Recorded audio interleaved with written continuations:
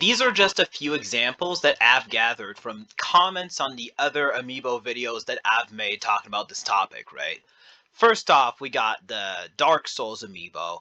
I feel like this one is mainly just bad because of the outstretched arms, but if you actually look at the size compared to like the base of it, it's not too big, and while it is spiky, it's not something that you couldn't handle. Like it would hurt, but you could live that shit. You just have to like fold the arms in. I don't know if that's really doable. I'm not super familiar with amiibos, but you can make that shit work, right?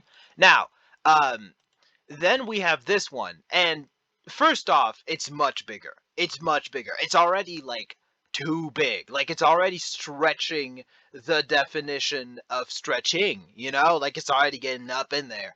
Second off, it's all like square and jagged and pixely and shit. So this one would, how would I say this? None of these are a good idea, but this one would already be starting to get into the really bad ideas territory, right? Now we're entering into the realm of more recent amiibos, and what Nintendo's been doing is that they've been steadily making amiibo sizes slightly bigger and bigger and bigger every year.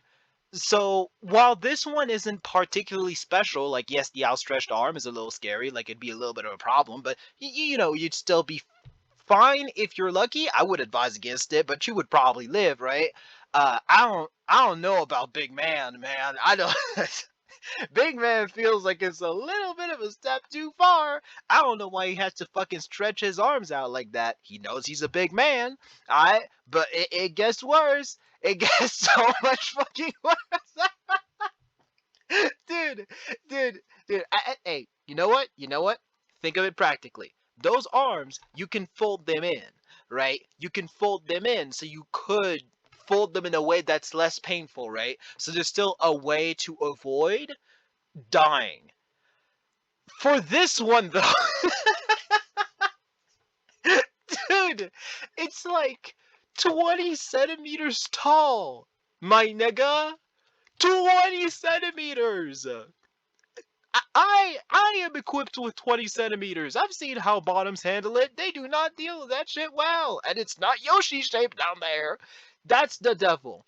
That's the devil. If there's any amiibo that's gonna kill you, it is realistically most of them, but this one in particular. I think I'm done talking about this topic. There's no way there's an amiibo out there that is worse than the 20 centimeter tall Yoshi amiibo made of fucking wool, too.